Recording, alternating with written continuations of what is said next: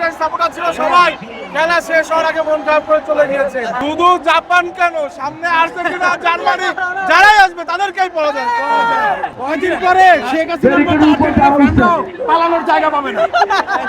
আজকের দিনটা কি জার্মান এবং আর্জেন্টাইন সাপোর্টারদের জন্য ওরা তো প্রত্যেকদিন আসছে আর মন খারাপ করে চলে যাচ্ছে।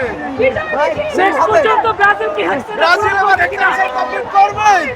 একটা বেরিয়ে গেলাম আর্জেন্টিনা, জার্মানি সব সকল দল আছে মন খারাপ করেছে, ফাইনালও মন খারাপ করবে। এই জয় আপনারা দেখেছেন যে আমাদের জন্য একক নির্বাচন নয়, এটি কালেক্টিভ টিমওয়ার্ক এবং আমরা জিতেছি। ওই আর্জেন্টাইনরা মন খারাপ করে বাড়ি চলে যাচ্ছে। রাকিব ভাই পালাইছে, রাকিব ভাই। আপনারা দেখেছেন যে এখানে যারা আর্জেন্টাইন সাপোর্টার ছিল সবাই খেলা শেষ হওয়ার আগে মন খারাপ করে চলে গিয়েছে। এবং আমরা এবার এক্সামিশন কমপ্লিট করবো ইনশাআল্লাহ।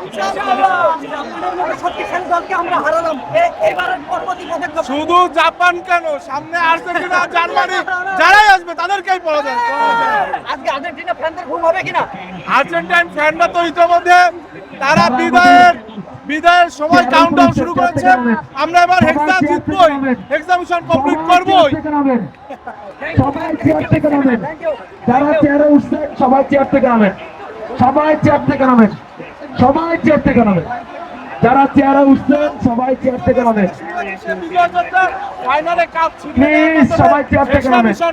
আমাদের ব্যারিকেডের উপর যারা উঠছেন আর্জেন্টাইন, জার্মান, জাপান সকলের টিম সাপোর্টারদের বলতে চাই আপনারা প্রত্যেকদিন ব্রাজিলের খেলা আসবেন, মন খারাপ করে বাড়ি যাবেন।